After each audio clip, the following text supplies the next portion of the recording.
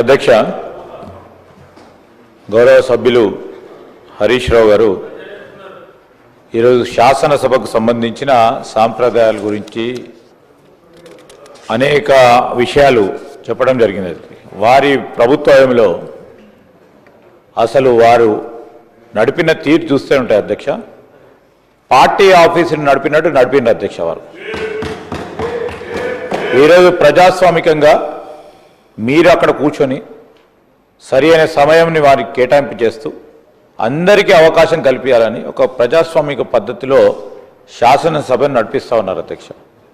ప్రభుత్వం కూడా పూర్తి స్థాయిలో ఎన్ని మాటలు వారు సత్యదూరమైన మాట్లాడినప్పటికీ జవాబు చెప్పాలి, అకౌంటబిలిటీ ఉంది మాకు అని ఆలోచన చేసే ఈరోజు మేము సమయం ఎక్కువ అయిపోయినప్పటికీ రాత్రి 10 కానీ 11 కానీ మొన్న ముఖ్యమంత్రి గారు రిప్లై ఇచ్చిన సందర్భంలో కూడా 11 గంటలకు కూడా శాసనసభ సమావేశాలను కూడా నిర్వహించడం, మా గౌరవ సభ్యులు కానీ సహచర మంత్రివర్గ సభ్యులు కానీ అందరూ కూడా వారు అడిగిన ప్రతి ప్రశ్నకు జవాబు చెప్పే ప్రయత్నంలో ఆ రోజు ముఖ్యమంత్రి గారు కానీ మా డిప్యూటీ సీఎం గారు కూడా చెప్పడం జరిగింది. నేను వారికి చెప్తా ఉన్నాడు, గత శాసనసభలో కూడా నేను సభ్యున్నే, మా డిప్యూటీ సీఎం గారు సభ్యులే, మా సీతక్క గారు ఉన్నారు ఇక్కడ సభ్యులే, ఎంఐఎంకి సంబంధించిన మా గౌరవ సభ్యులు ఉన్నారు, వారందరూ కూడా సభ్యులే. గత బీఆర్ఎస్ ప్రభుత్వంలో కూడా సార్ ఇక్కడ సభ నడుస్తూ ఉన్న సందర్భంలో లాస్ట్కి ఆ రోజు ఫైనాన్స్ మినిస్టర్ గారు ఇచ్చే రిప్లైకి 5 నిమిషాల ముందు పద్దులు పుస్తకాలు పెట్టడం జరిగింది అధ్యక్ష. పద్దులకు సంబంధించిన పుస్తకాలు అవైలబిలిటీని మరి పూర్తి స్థాయిలో ఉండాలి చర్చకు సంబంధించి ముందనే అని మేము ఆలోచన చేస్తాను. ఒకటి రెండో అరకొర రాజకీయ దాంట్లో కూడా రాజకీయం చేస్తూ ఉన్నారు. ఈరోజు మేము గౌరవ ముఖ్యమంత్రి గారు వారు చెప్పిన ప్రతి ప్రశ్నకు సమాధానం చెప్పి మళ్ళా క్లారిఫికేషన్ తీసుకొని వారు ఈరోజు కేవలం రాజకీయం చేయాలనే ప్రస్తావన తీసుకొస్తున్న సందర్భంలో డిప్యూటీ సీఎం గారు వచ్చారు అధ్యక్ష. ఈరోజు మేము చెప్తా ఉన్నాం, నిన్న కూడా ప్రభుత్వం ఉన్నప్పుడు ప్రభుత్వానికి అసెంబ్లీతో పాటు మరి ఇతర మీటింగ్స్ ఏర్పాటు చేసిన కొద్దిగా మీరు సమయం ఇచ్చినప్పుడు ఆలస్యం అవుతూ ఉంటుంది అధ్యక్ష. వారు ప్రభుత్వాన్ని నడిపించినట్టు తెలుసు వాళ్ళకి. దాన్ని కూడా నిన్న 1 గంట లేట్ అయింది, 2 గంటలు లేట్ అయింది.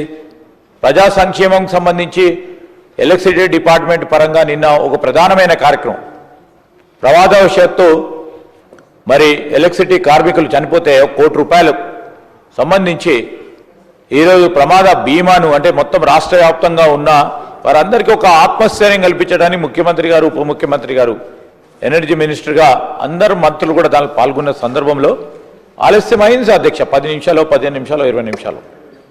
దాన్ని వారు 4 గంటలు 5 గంటలు అని చెప్పుకునే ప్రయత్నం చేస్తున్నారు. ఈరోజు కూడా మరి పద్దులకు సంబంధించి అన్ని బుక్స్ ఏర్పాటు చేయాలనే క్రమంలో మీరు మీ అనుమతితో ఒక అరగంట సేపు ఆలస్యం అయితే ఈరోజు అంతకంటే పెద్ద పని ఏముంది అధ్యక్ష? వీళ్ళకి బయటికి పోయి ప్రెస్ మాట్లాడు తప్ప వారికి అంతకంటే పెద్ద పని ఉందా అధ్యక్ష? వారు చెప్తా ఉంటారు అధ్యక్ష, వారికి పసలేదు. ఈరోజు ప్రభుత్వంపై సంబంధించి బడ్జెట్ ప్రవేశపెడితే జనరల్ డిస్కషన్లో వారు మాట్లాడేదానికి పసలేదు. దాంట్లో ఏం మాట్లాడడం తెలియదు. ఇప్పుడు డిప్యూటీ సీఎం గారు మళ్ళీ రిప్లై ఇచ్చిన తర్వాత ఏం మాట్లాడడం తెలియనికుండా ఎందుకు సభలో ఉండాలని వారు వాకౌట్ చేశారు. వారు విఘ్నతకే వదిలిపెట్టేస్తాం. కానీ ఈరోజు మేము అందరం కూడా ఇక్కడ అందరూ మా గౌరవ సభ్యులు ఉన్నారు అధ్యక్ష, అందరూ కూడా మాట్లాడాలని వారికి 2 గంటలు సమయం ఇచ్చినాం అధ్యక్ష. 2 గంటల సమయం ఇచ్చి మీరు మీ అనుమతితో మరొక సభ్యుని కూడా మీరు అవకాశం కల్పించారు. టీఆర్ఎస్ పార్టీకి సంబంధించి వివేకానంద గారికి ప్రజాస్వామ్యము కనబడతా ఉంది, చూస్తూ ఉన్నారు ప్రజానికం అంతా కూడా. ఇలాంటివన్నిటి ప్రస్ఫుటంగా కనబడతా ఉన్నప్పుడు వారు ఎందుకు వాకౌట్ చేస్తున్నారు? అసలు దేని గురించి వాకౌట్ చేస్తూ ఉన్నారు?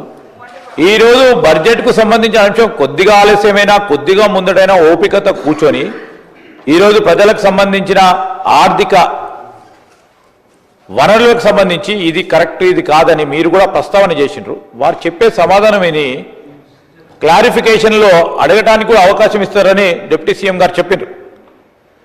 వాటిని కూడా పక్కన పెట్టి అసలు కారణం లేకుండానే వాకౌట్ చేయడం జరిగింది అధ్యక్ష. ప్రజలందరూ కూడా గమనిస్తూ ఉన్నారు,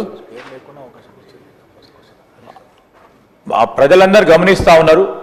అదేవిధంగా మీరు వారి పాయింట్ ఆఫ్ ఆర్డర్ అన్నారు అధ్యక్ష.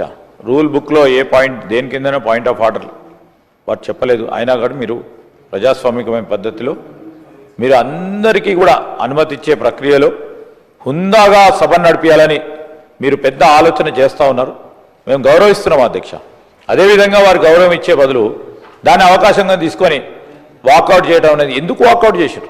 డిప్యూటీ సీఎం గారు రిప్లై ఇవ్వటం, ఆ రిప్లైలో వారికి సాటిస్ఫాక్షన్ కాకుంటే వారు అడిగిన ప్రతి అంశం పైన మళ్ళీ అడగడానికి అవకాశం ఉంటుంది.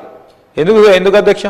అంతకంటే పెద్ద పని ఏముంది అధ్యక్ష? వారికి అంతకంటే పెద్ద పని ఏముంది అధ్యక్ష? ఈరోజు ఏ కారణం లేకుండా వాకౌట్ చేసి మరి ఈరోజు బడ్జెట్కు సంబంధించిన జనరల్ డిస్కషన్స్లో వారు చెప్పిన దానికి ఇంకా రెండింతలు, వారు అడిగిన ప్రతి అంశానికి రెండింతలు జవాబు వస్తుంది, మేము ఏమి మాట్లాడలేకపోతామనే భయంతో వారు పోవటం జరిగింది. మా ప్రజలందరూ కూడా గమనిస్తూ ఉన్నారు. మరి నెక్స్ట్ టైం కూడా అధ్యక్ష ఇలాంటి వ్యవహారం జరగకుండా, ఎందుకంటే ఆలస్యమైనప్పుడు సభాపతికి సంబంధించిన decision is important and vital and final. So అలాంటివి అన్నింటిని కూడా దృష్టిలో పెట్టుకొని ముందుకు నడిపించాలని మీ ద్వారా వారిని కూడా మరొకసారి హితవు చెప్తా ఉన్నాం అధ్యక్ష. గౌరవ డిప్యూటీ సీఎం గారు.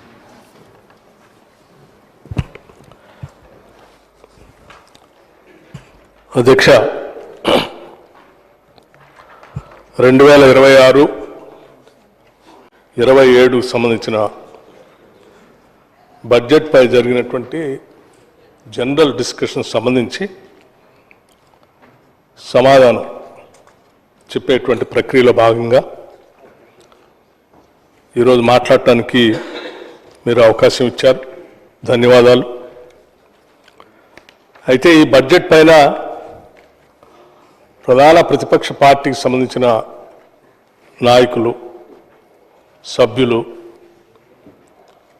సుదీర్ఘంగా వారితో పాటు మిగతా గౌరవ సభ్యులందరూ, వివిధ రాజకీయ పార్టీలకి సంబంధించిన గౌరవ సభ్యులందరూ కూడా మీ అనుమతితో అత్యంత ప్రజాస్వామ్యయుతంగా